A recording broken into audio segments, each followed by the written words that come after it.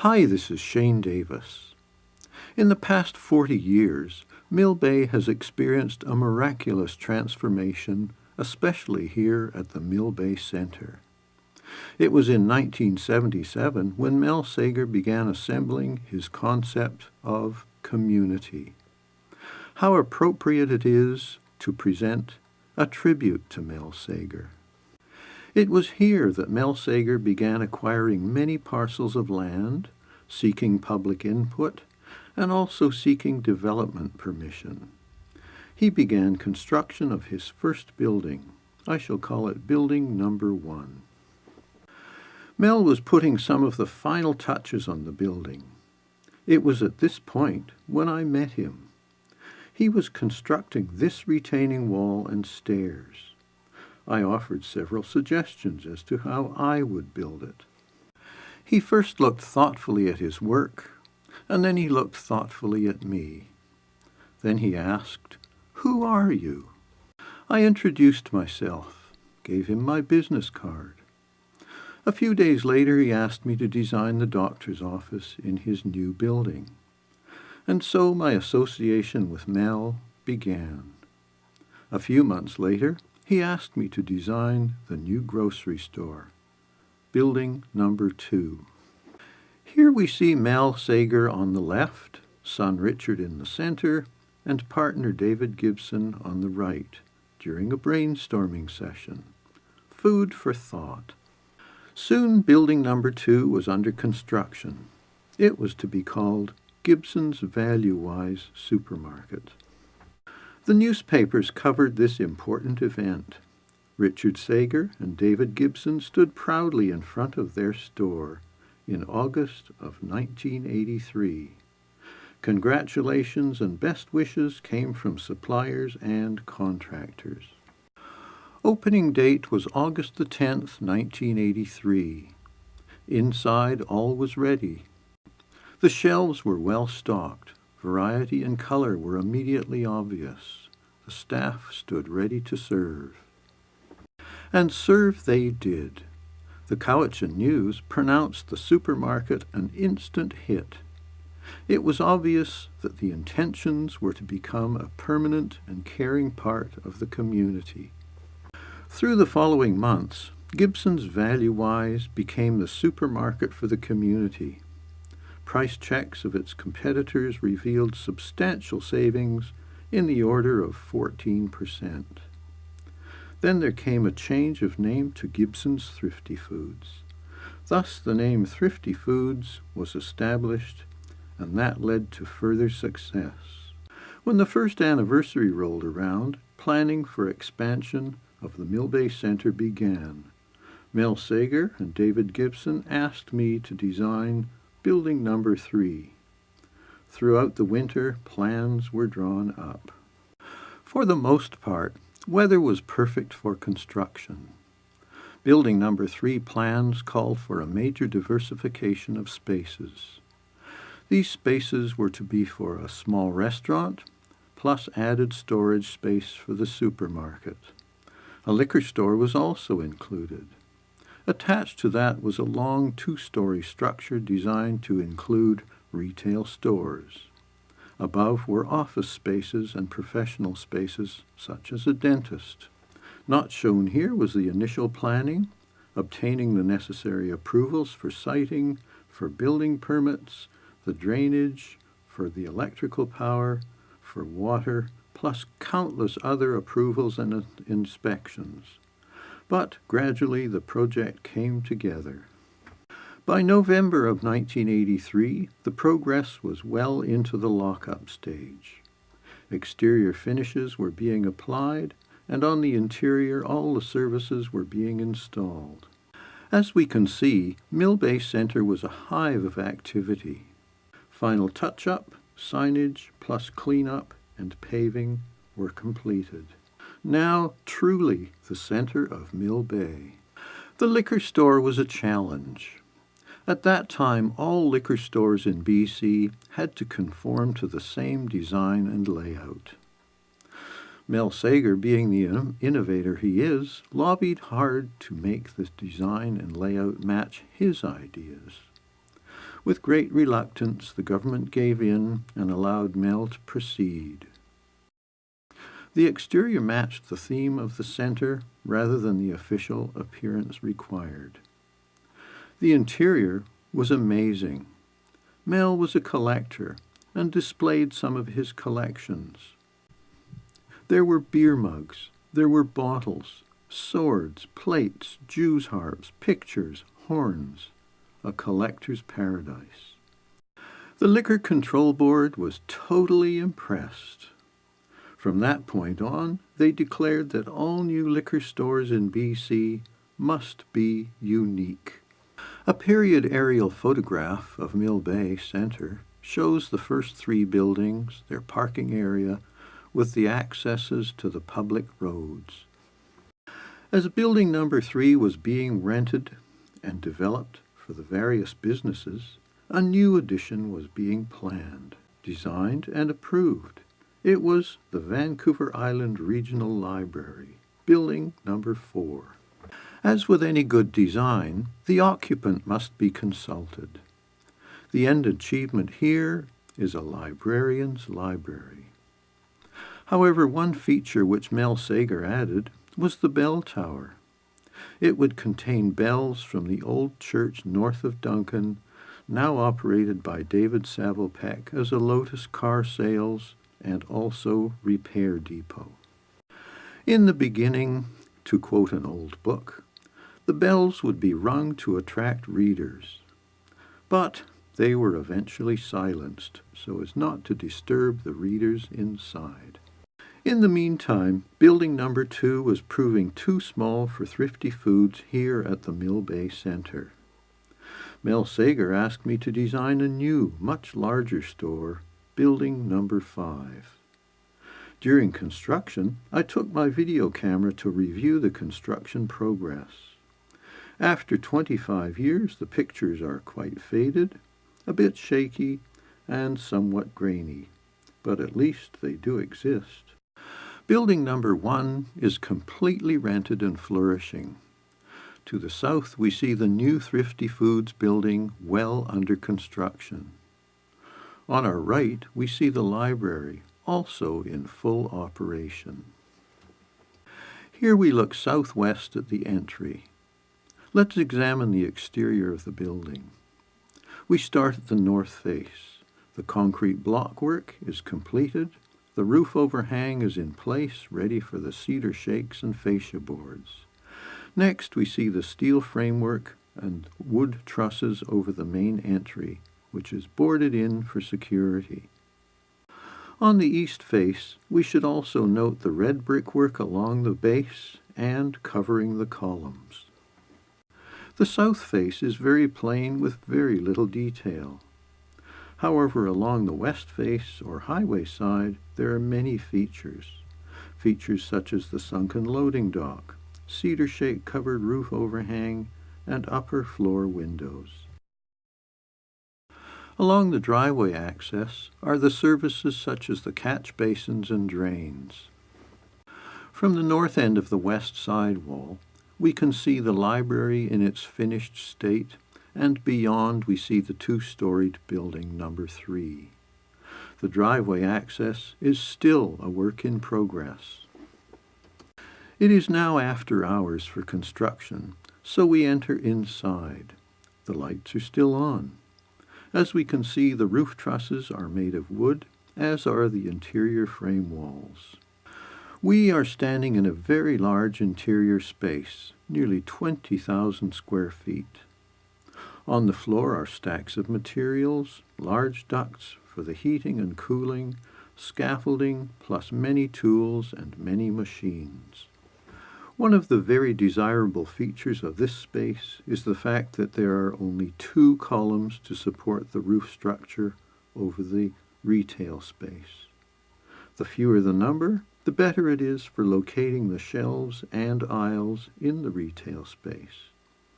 Many thanks to clever planning and to the structural engineers for their knowledge. Overhead are the wood frame walls and partitions for the upper floor office spaces. Window openings are also framed in. These windows will overlook the operations of the store down below. Yet to be installed is a myriad of services such as electrical wiring, roof drains, heating and cooling ducts, and various pipes for water supply and sanitary plumbing. It always amazes me the seemingly millions of pieces and components that are required to construct and complete a building such as this. This is the control area for the sprinkler system. It will control the sprinkler heads which hang down from the overhead pipes. Along these pipes are also sprinkler heads looking up to protect the wooden roof trusses. These large pipes are for heating and air conditioning. They will be suspended from the roof structure. Nestled in the side of the support column is a roof drain. It is covered with a black insulation. The drain extends through the office floor and then up to the roof. Wires, wires, and more wires. And this is just two of the electrical panels. Also visible are the loops of electrical wires hanging down. These wires will supply power to the main floor lighting system. Rough framing for the upper floor office spaces is complete. Some of the rough-in electrical wires have also been installed. Note the window openings overlooking the main floor below. Within the offices is natural light and ventilation from the windows looking east towards Mount Baker. One of the other features is a shower for the office staff. From the office area is access to the catwalks. They link such areas as the fish department and the bakery, where we now stand. In the floor are the return air trenches along the open coffins for the cold air to be sucked down for reuse to cool the building. Returning to the outdoors, we can see the structure for the main door entry canopy. It is being prepared for the shake roofing. The sun is now setting. We see the lights being turned on in the library, building number 3, and building number 1. Fast forward nearly 2 months to April 2nd, 1992. What a spectacular transformation. The drop ceilings are in place, as are the signs, finished lighting, shelves. The shelves are being stocked. Already there is a welcoming feeling, a feeling which will always remain and invite shoppers to return again and again. While it looks nearly ready for business, there is still much work to do. More wall finishes are required. Display cabinets need cleaning and adjusting. Hundreds of boxes need emptying. Merchandise needs organizing and finally priced. Even the floors need finishing and cleaning. Just as the building itself is constructed of seemingly millions of components, so the number of items for sale is staggeringly high. With an opening date fast approaching, workers have little time for their lunch. In the large open spaces will be located fruit and veggie stands. How many of those do you have to assemble? I need 8 of these. Here we see David Gibson assembling tables for the lunch bar. Best not to interrupt his progress. Best not to forget the shopping carts, but where to store them during the day and during the night. Meanwhile, behind the scenes is the service and storage area. All manner of items need organizing, from scaffolding, ladders, carts, boxes, and garbage. And who knows where all these wires lead?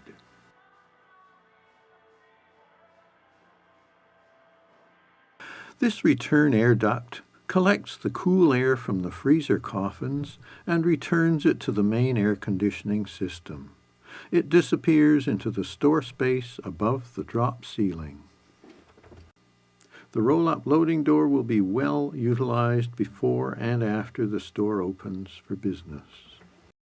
Meanwhile, outside, the finishing touches are being applied.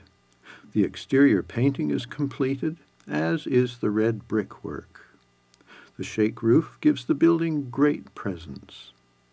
There is scaffolding in the entry arch, and the main doors are being adjusted.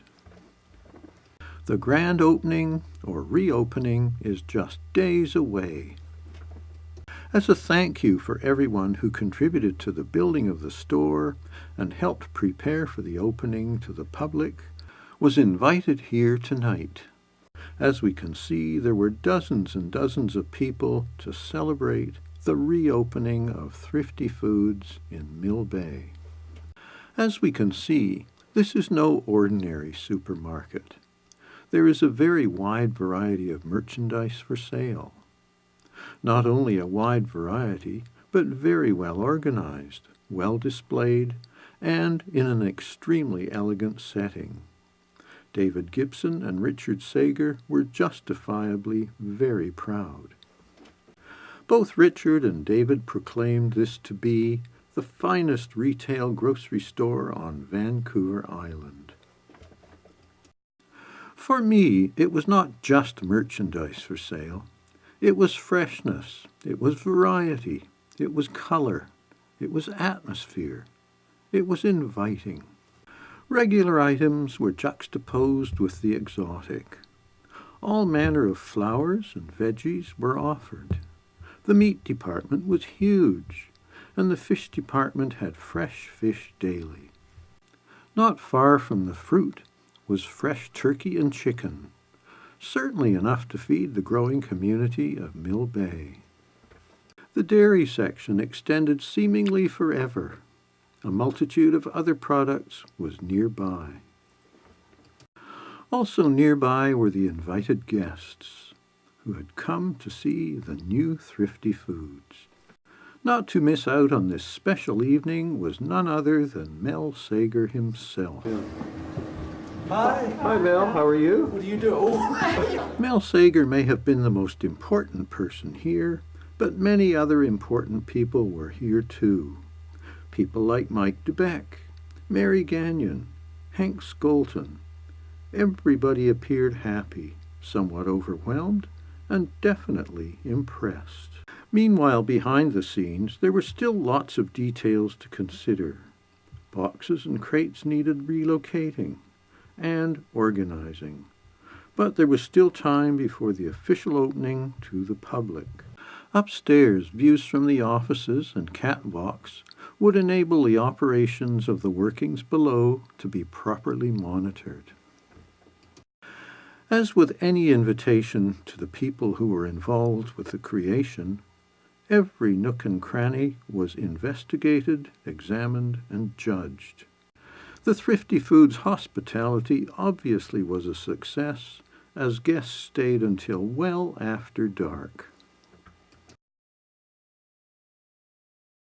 The grand opening was April 8, 1992.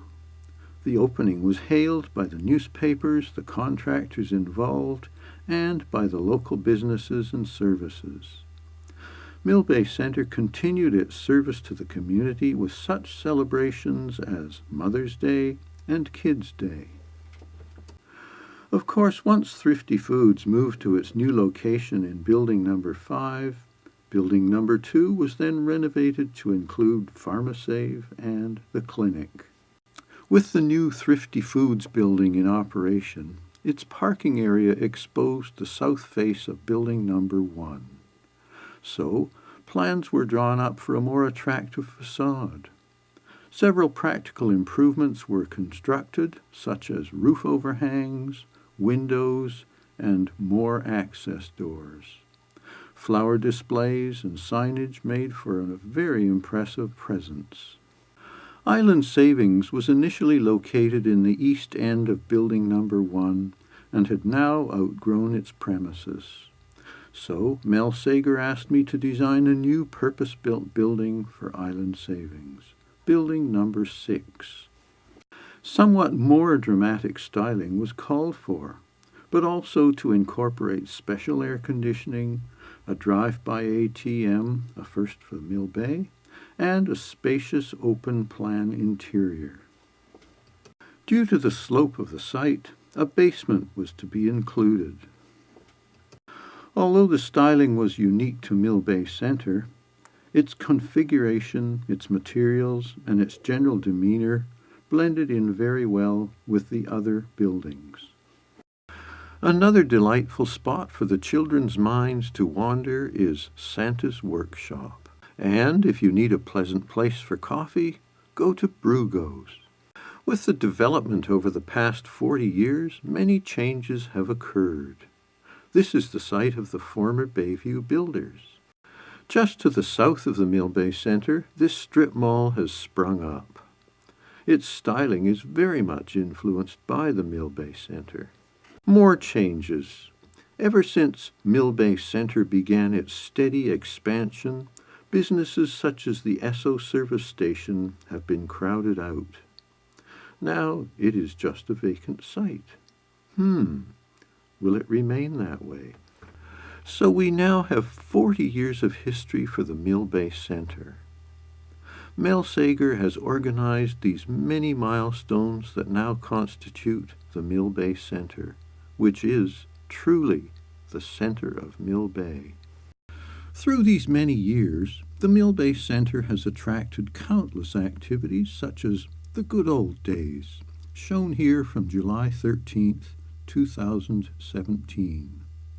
Food was served, live music was played, and old-time costumes were worn. A pleasant time was enjoyed by all in the warm sunshine. It was Saturday morning, April 29th of 2017, that mall manager Marilyn Fuller organized a tribute to Mel Sager. Marilyn is pictured here with mall principals Richard Sager, David Gibson, and of course Mel Sager. Many speeches were given, many photos were taken, and finally a special cake was cut by the present Thrifty Foods store manager, Mike Murphy. In part 2, we shall talk to some of the people who have been instrumental for the development and evolution of the Mill Bay Centre. We shall also talk to Mel Sager himself as to what motivated him to create the Mill Bay Centre.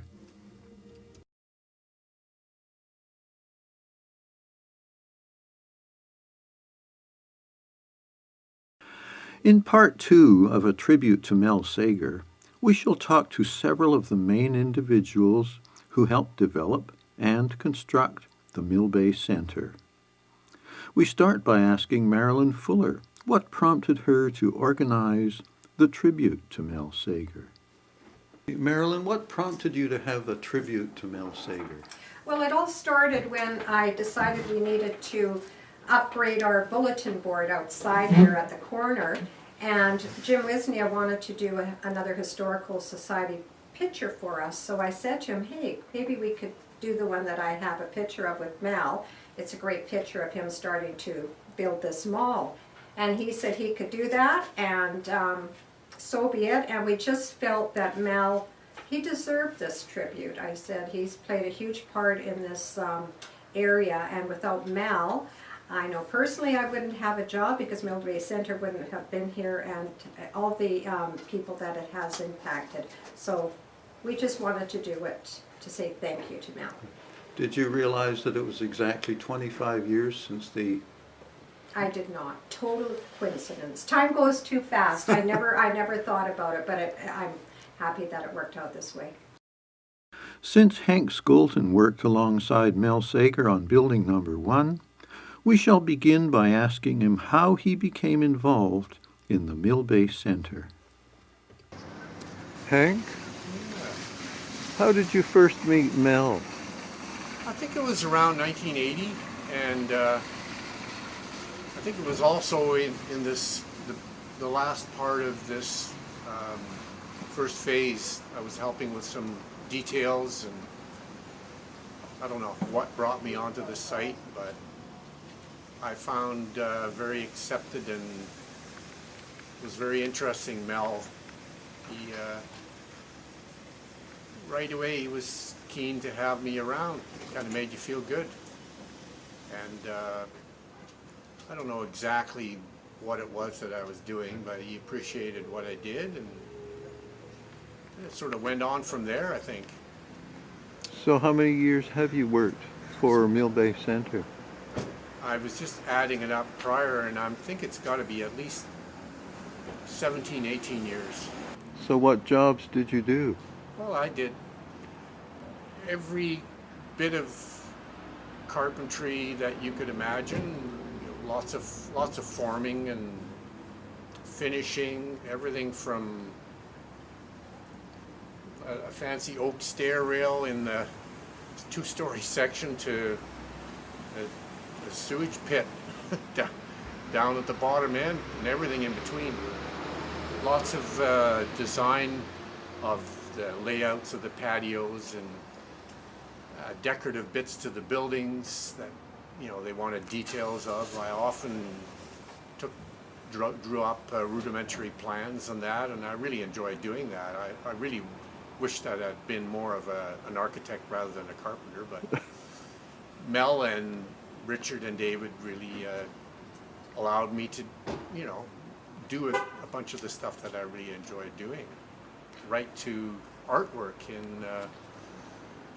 in the grocery store. I did a whole bunch of artwork around the perimeter of the store, showing which section was which, and just stuff that I would never have dreamt of doing for anything. So this was the first building here, Yeah. which I call building number 1. That's the one you worked on. Which other buildings did you work on?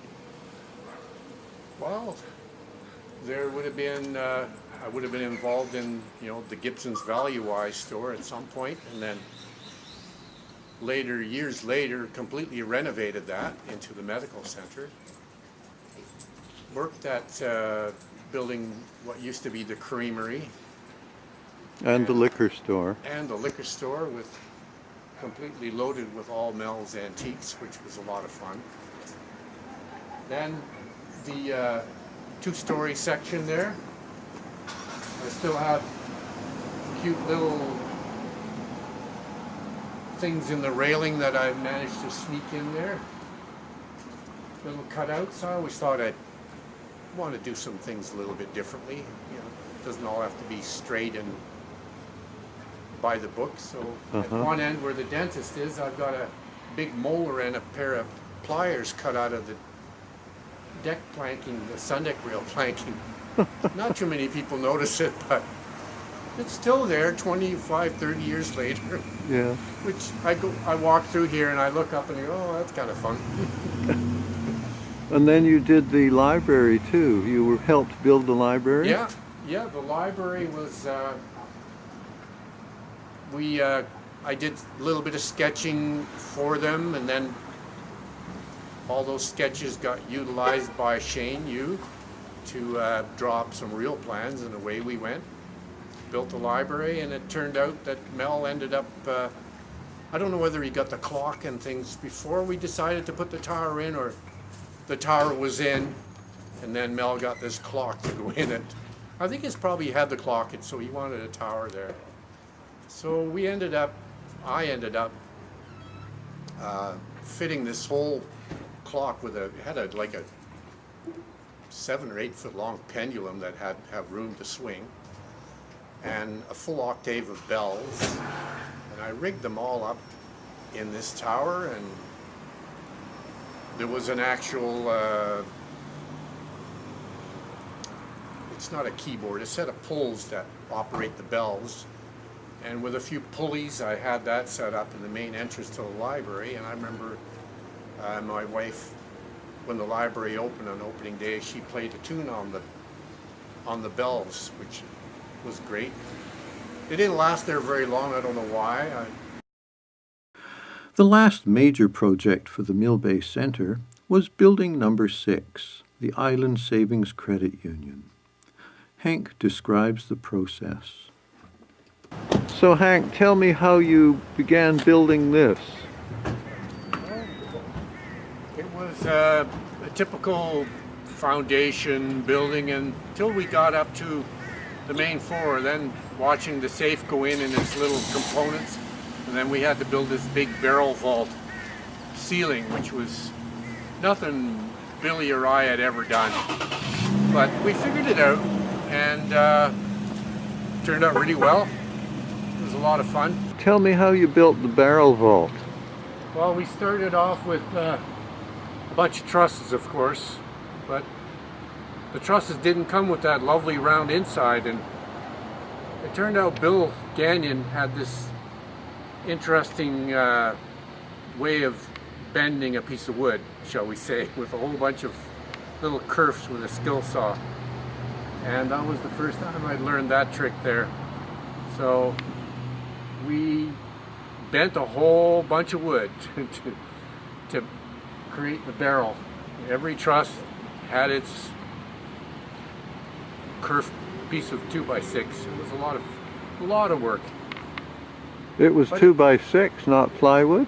No, you just take a 2x6 and you just put a lot of kerfs at the appropriate spacing, and it just bends itself to a perfect circle. Yeah, one of these fun things that carpenters get to do every once in a while. Another long-time employee at the Mill Bay Center is Marilyn Fuller. Marilyn, how did you first meet Mel?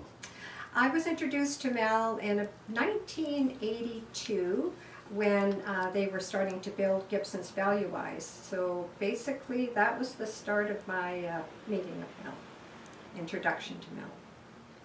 What was your first job in Thrifty's? My first job, I was a cashier. Was that in Gibson's Value Wise? That was Gibson's Value Wise. We opened in August of 1983. Mm-hmm. And I have been with Thrifty Foods, or was with Thrifty Foods, for 27 years. Right. What's your current job? My current job is mall manager for the mall now, which I thoroughly enjoy, and I've been doing this for about 10 years now. What does that involve? Basically looking after the tenants, making sure the mall is clean and tidy, collecting rent of course, and just basically keeping our customers and our tenants happy. So how many years have you been with Thrifty's or with Mel? Well, with Thrifty's I was 27 years, and I've been mall manager or working in administration for at least 10 years now. Bill Gagnon has also worked here for many years at the Mill Bay Center. How did you first meet Mel Sager? I met Mel by working with Richard on the liquor store, and Mel was apparently, I knew of Mel, but I hadn't met him, and then one day he just showed up, and there you go, there's Mel as in all his glory, right? Uh-huh. So, How long have you worked for Mel? well, I worked for Richard and Mel for 32 years, and up until the time that they sold the shopping center. What sort of jobs did you do? I was a carpenter on site, built most of the shopping center.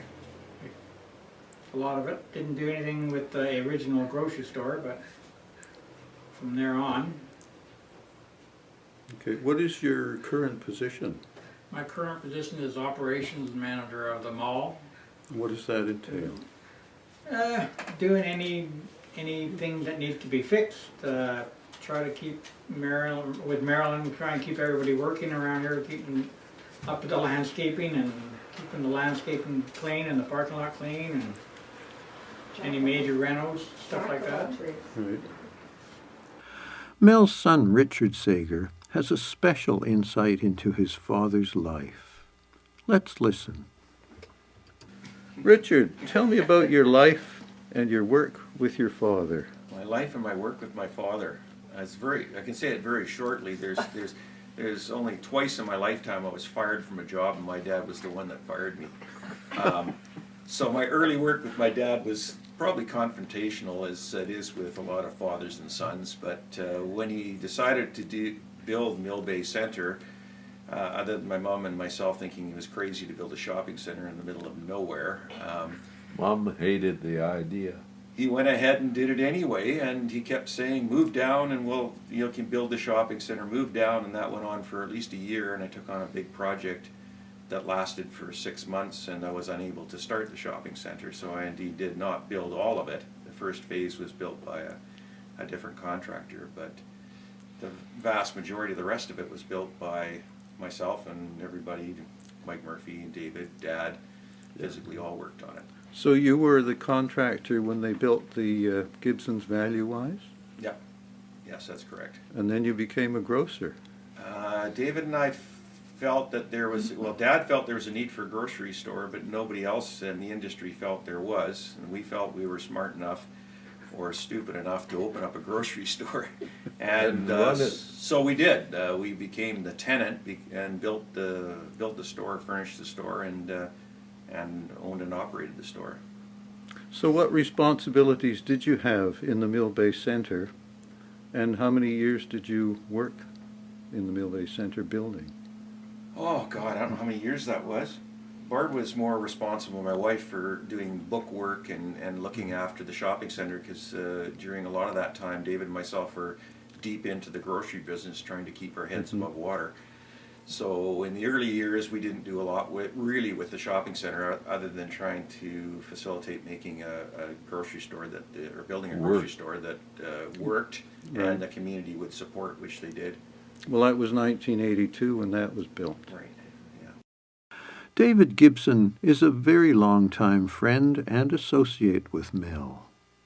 He also has a very special insight into Mel's life. David, Yes. tell me about your friendship with Mel. Well, Mel picked me up as a broken up teenager at 17, I think. And I started to work for him in Calgary in the Sager's Maple Shop furniture business, delivering furniture.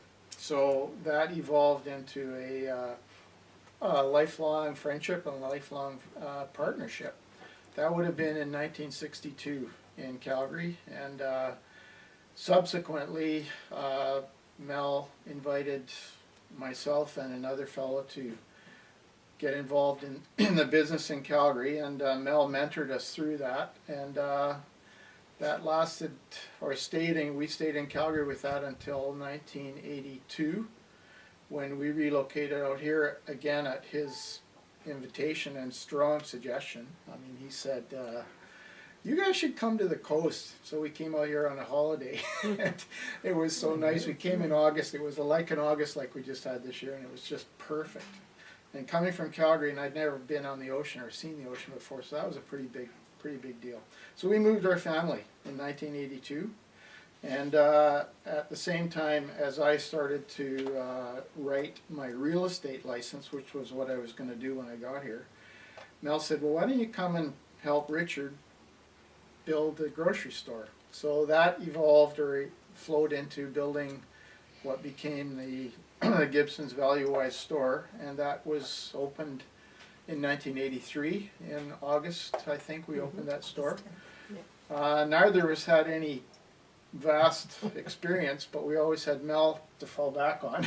I'm referring to Mel because he's sitting next to me, but Mel was an encouragement. He just was. He was always positive. He was always sure that there would be an outcome that we all felt we wanted to achieve, whether it was success or financial or growth or whatever, but he was there for that. So in my life, Mel's been certainly a great influence. I think my dad quite often begrudged Mel that, because Mel sort of took me out of university. He said, you don't need to go to university.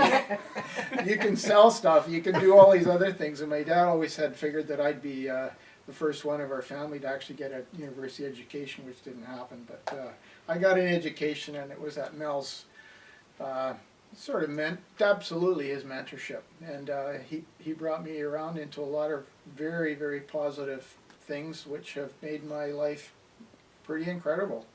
So I have to thank him for that. And my friendship with him has been more than just business. I mean, we certainly have had lots of family relationships. He introduced me to Richard, and I actually babysat Richard, I think, when they lived in Calgary. But Richard and I came together in Mill Bay in 1982 and started building the store with Mike and a couple of other guys, and that evolved into running a grocery store that really we knew nothing about, but we became all right about it. In fact, I think we became really good at it. So it was Mel's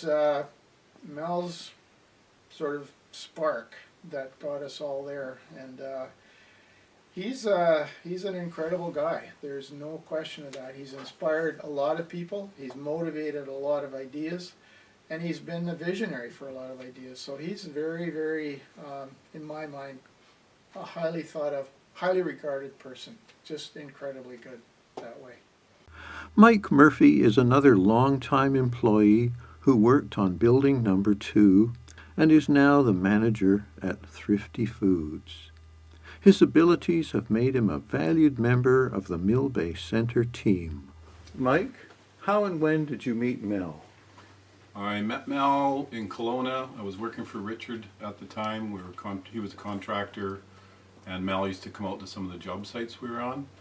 But I met him, mostly him and Ann, when we renovated his house in the early 80s on Agate Lane, Cordova Bay.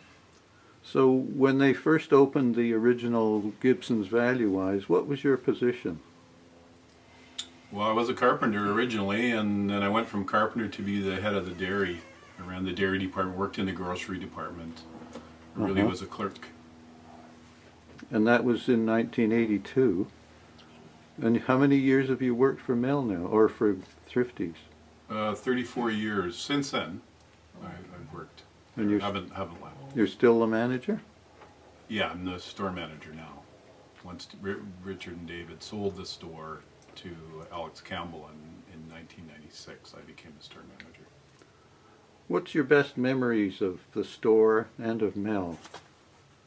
Oh, probably when Mel and Ann actually used to come in and work in the store, and they would come in and help us, especially when we first opened. They would come in and work right alongside of us, helped us with some of our social things like our Christmas parties, and just very giving couple. Finally, we have a few words from Mel. He begins with his joining the Canadian Armed Services in World War II. He was a crew member on the HMCS Uganda. Now he tells his story. The only Canadian ship larger than a destroyer that went to war, it was called Uganda. Named after Uganda, of course, and we went to war, and we did a couple of strikes in the North Atlantic, but nothing to write about, and then we were shipped down to Japan, and we fought with the United States Third Fleet, and we were a big ship. We were a cruiser that used to have 2 aircraft on board, and so it had a hangar that was quite large at the back that made it look like a battleship, and we always felt we were a battleship, but it was damaged badly in the Mediterranean, and it had to go down to United States to be repaired, where we picked it up, and we went back to England and did a couple of tours, and then we were sent down to fight with the American U.S. Third Fleet, and we did. And I think we did surprisingly well. It's the book's mostly about how this fellow got his rating. Anyhow, whilst we were down there, 6 months after fighting the Japanese every day, we also fought our commander, Commodore, who was running our ship. We had a Captain Mingay, who was an excellent gentleman, and was on our side, but he didn't help because he couldn't do anything. We were run by a not a commodore, a commander. And then all of a sudden, Canada decided that we were sent down there without our agreeing to fight the Japanese. Because when the war ended in Europe, all the people involved in the war from Canada were asked to sign whether they wanted to go and fight the Japanese or not. And if they didn't, they would be retired. And so they sent us a form asking us to decide whether we wanted to stay and fight the Japanese. Well, we'd been fighting them for 6 months longer already. I mean, we were in battles even when we got the damn notice. We were in a battle with the Japanese near Okinawa. Anyhow, we apparently, and I don't remember, I honestly don't remember, but I'm sure I would have agreed with the majority to say, no, we don't want to be fighting the Japanese. We wish to get out of the war. So we mutinied, and they sent us back to Canada. By the time we got to Canada, the war was over. You know, it ended very quickly. How old were you when you enlisted? I enlisted when I was 16, Wow. Great. But they, You're too young. but they, Yeah. but they wouldn't accept me until I was 16 and a half. And Mother had to sign a document saying that she would allow me to stay, provided I played. I was a musician, so I signed up as a probationary bandsman. I was underage, so I had to sign as a probationary bandsman, which would normally have meant you stayed in the city you signed, which was Vancouver, and I would have played in the band there. But of course, by the weekend, that was on a Friday, I think it was, and by Sunday they had found me a uniform, decked me all out to look like a naval rating, and sent me off to Halifax. And they said, on the way out to Halifax, you'll be meeting a bunch of young fellas coming to join up in Halifax. And so I didn't know anything, nothing about the uniform or anything about the Navy. Here I was supposed to look quite naval, and I guess I did. I was quite tall. So I went back east and picked up these, I think it was about 10 other fellows on the way, and took them to Halifax to join up. with the mutiny though, the thing with the mutiny is you had to relieve the commander of his command, did you not? Had to relieve Molson, I think was his name. It's in there. They actually had to. The commander was relieved. He was a miserable sort of a person, to the point that the Americans wanted to supply us because we were running short of rations of anything to eat. And they said they could send a supply ship over, and we were at sea. And of course, you have to receive the rations by lateral passage from the two ships. And he refused. He said, no, we will be supplied by the English ships.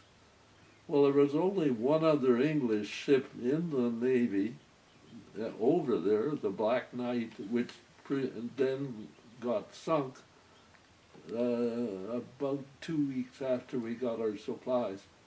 anyhow, the Americans said, no, no, we're going to supply you anyhow. So they did.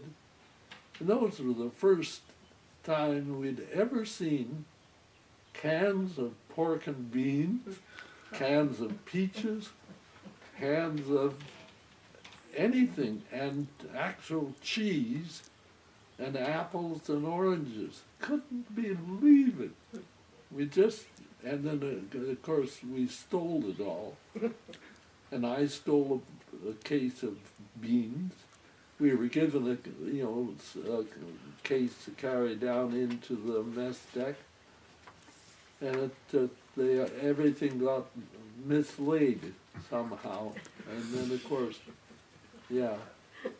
Yeah, I'm sure they could track you down later, though. It'd be in the river. Oh, they tracked us down. Pretty hard to not find it on Be board. having snacks. Hey, I at don't know how No, I was they thinking found of the me. odor that may come from a bunk bed.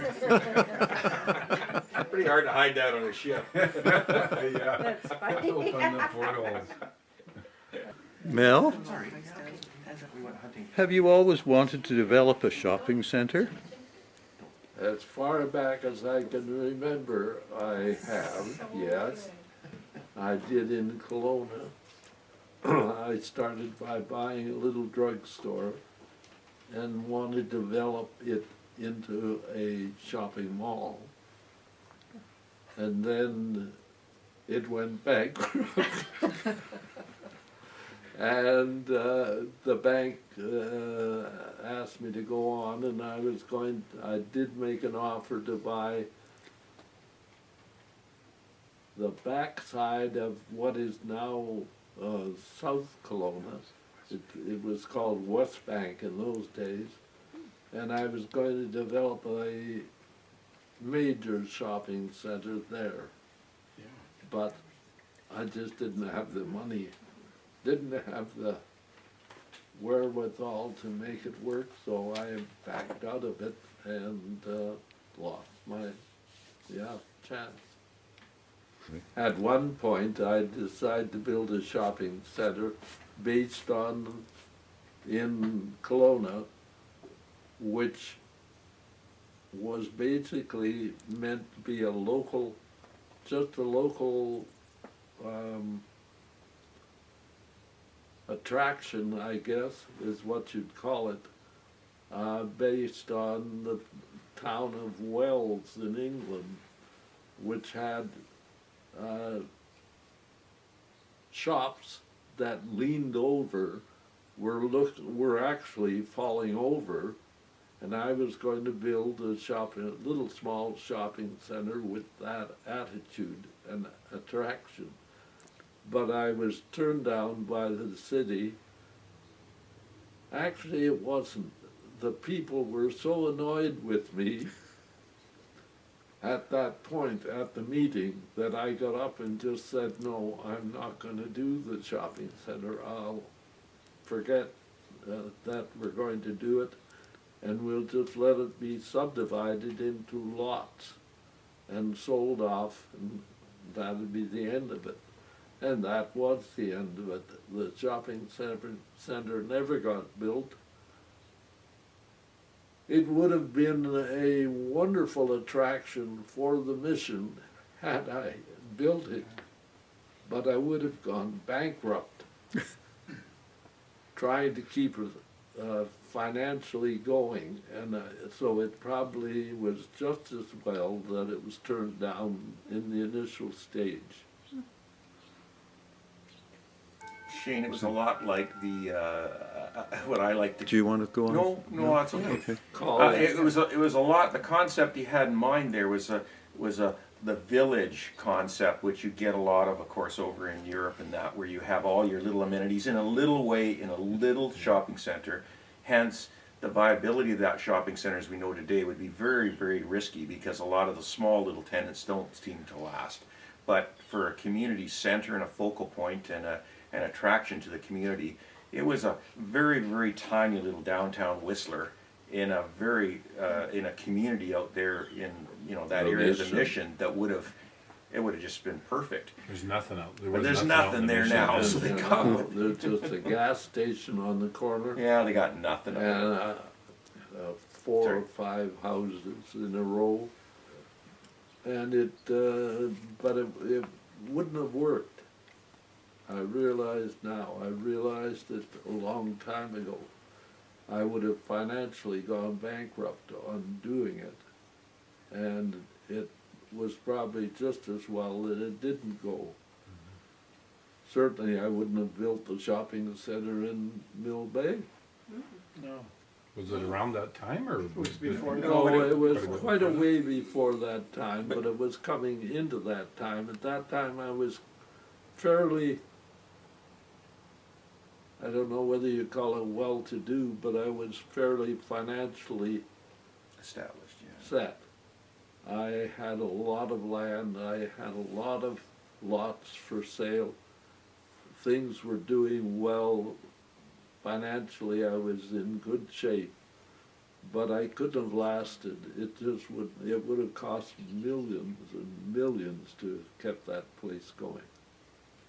So the idea of building a little community shopping center was still obviously a little bit of a seed in his brain, and when he came to the island and saw a little community that Like Mill wasn't Bay. like Mill Bay, Yeah. he felt that rather than building something in Victoria, which would be easy to do, or Nanaimo or Vancouver, he didn't. He picked the sleepy little nothingness of Mill Bay to build what he always wanted to build, and he was very successful in doing that. It's the right size, as you said, economically to work, and it worked out very well for everybody. It worked. The community, for Dad, yeah, for us too as well. Good. Have you always been a collector? Always, yes, yeah. Well, tell me about the buffalo toenails. Pardon? Tell me about the buffalo toenails. Buffalo, Toenails. Didn't you have a collection of toenails that you uncovered? well, that goes back a long way to when David and I were together. Well, when we rented that barn in South Kelowna. Holy man. Yeah. The That goes, buffalo toenails? well, I that's can't, what they I call don't know them. about that. There was a lot I of didn't know stuff. what, no one's going to ask about it. But anyhow, they all burnt up. No, they didn't. No, I ended up. Well, you dumping sold a them. number of them, didn't you?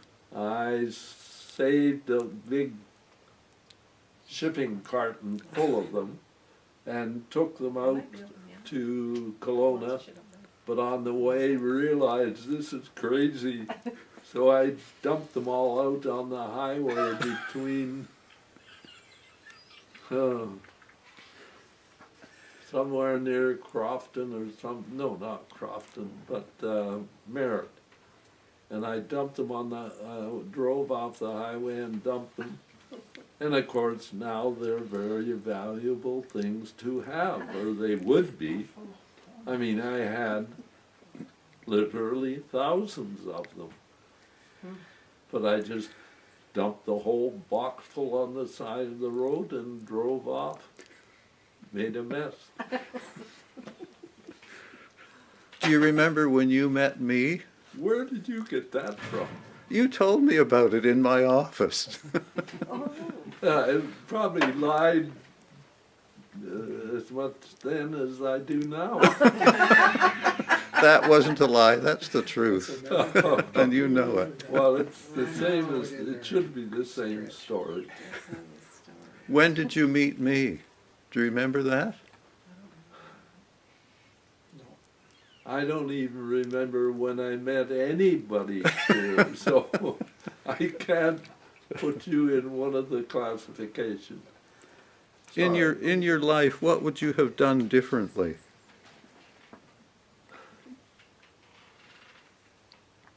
Everything. But you can't change your life, so you just have to take it what's given you. You have to fight with what you've got, and that's all there is to it. And now we have a few words from the team. First, Marilyn and Mike describe the company parties. Then we have observations regarding other members of the team and the family. Marilyn and Mike, tell me about the parties which you had through the years. Okay, our parties, they were awesome. Yeah. Yeah, that's I right think too. what I remember the most is, because we still have Christmas parties, is all the staff came. Yeah, Whereas you go now to Christmas parties in the modern days, it's, you know, you about half and half sort of thing. So not quite the same family atmosphere. We all brought our kids. It was a family. Yeah. All of us. Yeah.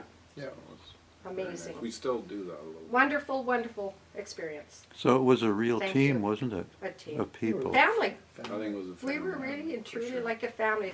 What about David Gibson? What's your impression David of is David? more the business-minded kind of guy of the group. Right. David is a really nice guy. He's very fair. But he's business-minded, and he likes to keep it like that, right? How about Richard Sager? Richard Sager is a guy that will do and can do anything, build anything, do things that people can't say that it can't be done, and he's kind of my hero. Richard is. I've looked up to Richard since the day I met him. Right?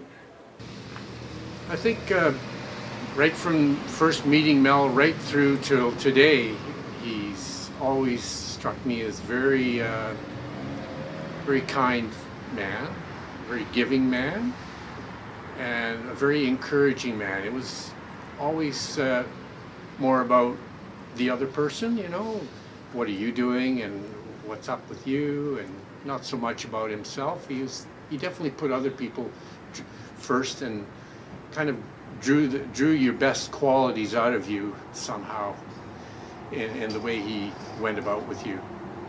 It was a pleasure to work for him, and I don't really know of too many people like that. Yeah. He seemed to have hung on to that character trait all the time that I've known him. It made him quite successful, I think. People enjoyed working for him. They gave that extra little bit. What's your impression of Mel? My impression of Mel is a hands-on kind of guy. He likes to get his hands dirty. He wants to be involved in all aspects of the construction, and he just like get out of his way because he's going to blow you over if you don't, right? What's your impression of Mel? Mel is an amazing person, caring, kind, generous, and always made us like we're part of his family. Wonderful, wonderful person. Good. And what was what's your impression of the whole gang? The whole gang, As I I love call them. it. I love them to bits. They're David Gibson, Richard Sager, Barb Sager, Mel. They're like my family as well. They are good friends of mine. But my working experience with them is memorable, memorable. What will you always remember about your dad?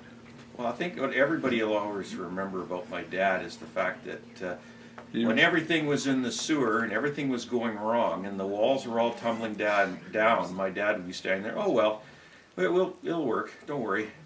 He was always optimistic about things that we figured were a disaster, but his optimism was much appreciated in all the work we did. So in one word, how would you describe Mel? I would say, I don't know if driven's the right word, but he's certainly driving down his own path, and he was determined to get there. So in one word, how would you describe Mel? Mel's not a one-word guy. He's not. He's a multiple number of words. I mean, visionary, trusting, very generous, engaging. He could cold call anybody, and he could sell them a fridge. He could sell them, but he's good. He's really good, and I guess, as I said, a very, very positive mentor for me in my life. So, been incredible. Thank you. You're welcome. Mike, in one word, how would you describe Mel? Oh, Probably God. more than one word. I'd say generous, very giving, very friendly person. He's just being nice to me, and that's how you get, that's how you get the best out of somebody, is to be nice to them. And I think that's what he did, and that's how he managed to land all these anchor customers, the liquor store, the medical center, the bank. He slowly just kept bringing them in, because they could have gone in other locations, and just his way of dealing with people that made this place pretty much what it is today. You seem to have a rare knack of uniting very capable people around you. How did you keep them all happy and loyal? I guess trying to be generous myself, to be able to keep people working at their happy rate of work. And I felt that I was being generous in the whatever I did. I hope that's what I was doing. Yeah, that's fine. That's all. Thank you. Since I first met Mel, I have been involved in the design of many buildings, the interior planning of offices, and various site layouts, etc. For me, it has always been a pleasure to work with Mel, to work with David Gibson, Richard Sager, and the whole team, all pulling in the same direction to create the Mill Bay Center.